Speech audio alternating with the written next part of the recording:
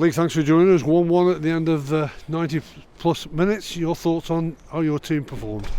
I thought we were excellent throughout the game, even 11v11. I thought we were the better team, looked threatening without really cutting anything really open. Maybe one could have dropped for us in the first half. The obvious is the early goal they scored, a really good strike from the edge of the box. That was the one moment in the game which really meant the ties ended up a draw. But really proud of the players, proud of the fans. Like I say, I thought we were really good value for that point. Good advert for League Two? I think so. I think two really good teams out there, competing for everything, trying to play some decent football. So I thought it was, I'm about winning football matches, not giving an advert to League Two. So disappointed that we've not won the game. 1-0 down at half time. What was your message from you and your coaching staff to your players? Just reiterating what we were looking for, what we didn't look for at times, because I thought as the half went on, I thought we really grew into the game. Like I say, I thought we were the better team, 11v11. So we're just reiterating one or two things to them in terms of what to look for. So not too much really. Obviously getting a couple of more bodies in towards the box and how we could have done that. And then the game changes a little bit, well a lot.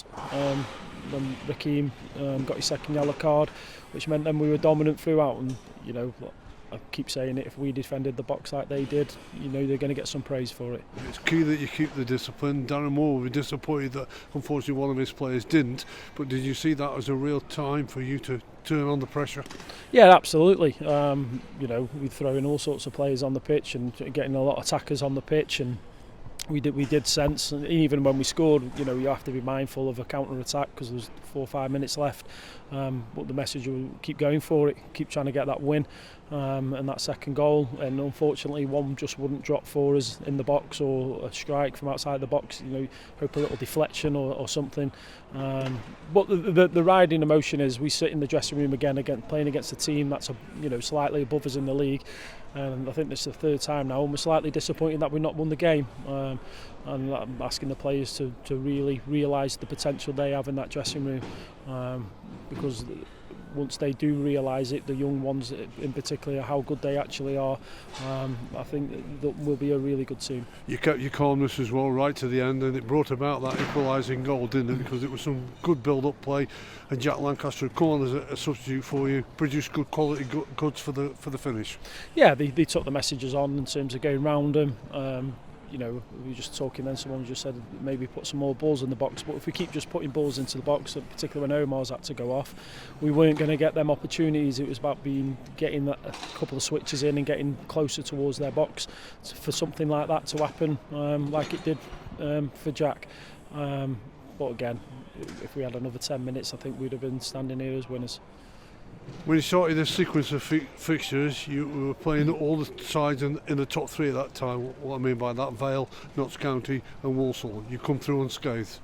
Yeah, and like I say, we play these teams that were slightly above us in the league, and I think Doncaster were above us in the league when we went away to them as well. And like I say, the emotion is that we're disappointed. We're probably a couple of points shy off them 3 games, I feel. But we're not, we can't be that greedy, but we ultimately are, and we want to be successful. But extremely proud of the players. Like I say, we're throwing players on to try and win a football match, and we ended up with 4-4-2 at the end with a lot of attacking players on the pitch.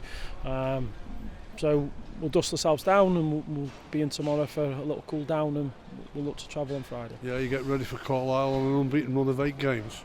And in the top 3. Yeah, we want to carry momentum forward. Mike's gone in there and changed the style of football and formation and etc. for what they've done, so we've got to be mindful and give them respect because they've still got good players, and I'm sure in time Carlisle will turn it around, particularly when January comes and the finances that club's got. But we'll go there, we'll play front-footed football again, and we'll give it a real go. Well, you sent your fans home happy because you'd taken something from you. You had a terrific over 2,100 supporters inside a crowd of over 10,000 as well, and it's your first time as the manager of the football club in a derby game. Enjoyable. Yeah, loved it, and they're brilliant. And I've just said before, I said home and away. I said the players really appreciate it, and I know the players are giving the fans something to sing about, but they do really appreciate it. I'm not sure we were so calm on the sideline at some point. But I think the fans will. I think the fans will probably feel like we did. Conceded an early goal, and probably should have gone on to win the football match, particularly when you're playing against 10 men. But full credit to Port Vale for defending the way they did, and we'll assess it tomorrow and we'll move forward.